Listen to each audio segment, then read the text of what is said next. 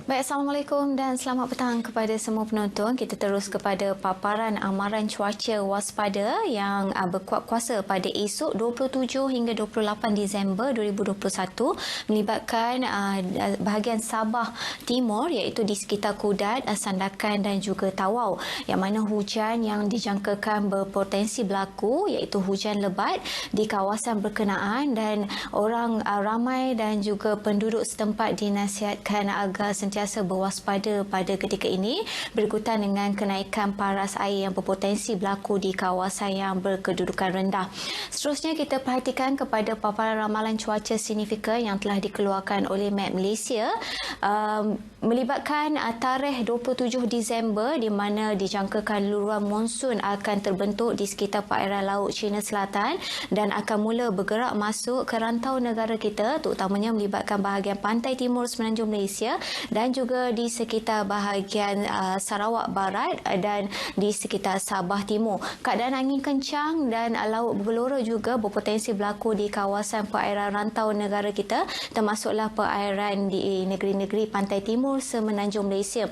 Hujan lebat yang dijangkakan berpotensi berlaku di beberapa kawasan yang berkedudukan rendah dan berisiko untuk terbentuknya banjir di kawasan tersebut, dan kami menjangkakan keadaan ini akan berlanjutan sehingga ke awal tahun hadapan.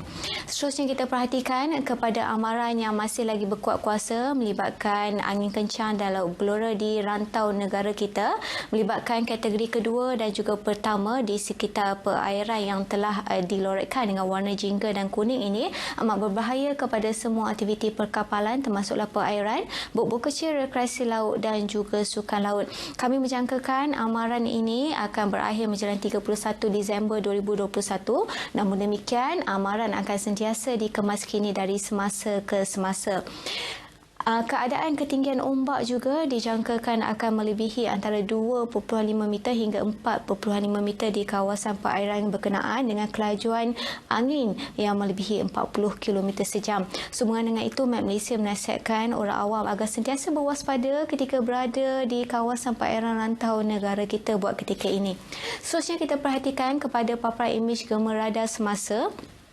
Hujan dan ribut petir yang terbentuk di 1-2 tempat di semenanjung Malaysia masih lagi dijangkakan akan berlanjutan sehingga ke awal malam nanti, terutamanya melibatkan pedalaman negeri Perak dan juga di negeri Pahang, manakala ribut petir di 1-2 tempat di sekitar pedalaman negeri Selangor, Negeri Sembilan dan juga Johor dijangkakan akan mula reda dalam tempoh 1 hingga 2 jam dari sekarang. Met Malaysia menjangkakan ribut petir akan mula terbentuk di 1-2 tempat melibatkan negeri Kelantan dan juga Terengganu sehingga ke lewat malam nanti. Seterusnya, kelembapan yang tinggi lebih tertumpu di rantau negara kita melibatkan negeri Sabah dan juga Sarawak, yang mana ribut petir yang sedang berlaku di beberapa tempat di bahagian pantai barat, Kudat dan juga Sandakan masih lagi berlanjutan dari pagi tadi sehingga ke awal malam nanti, dan juga dijangkakan keadaan hujan yang sedang berlaku di bahagian barat Sarawak ini akan berlanjutan sehingga ke lewat malam nanti. Sekian saja informasi cuaca untuk kali ini. Kita lihat kepada paparan ramalan hujan bagi bandar-bandar utama di seluruh Malaysia sepanjang malam nanti. Saya Farhalim. Assalamualaikum.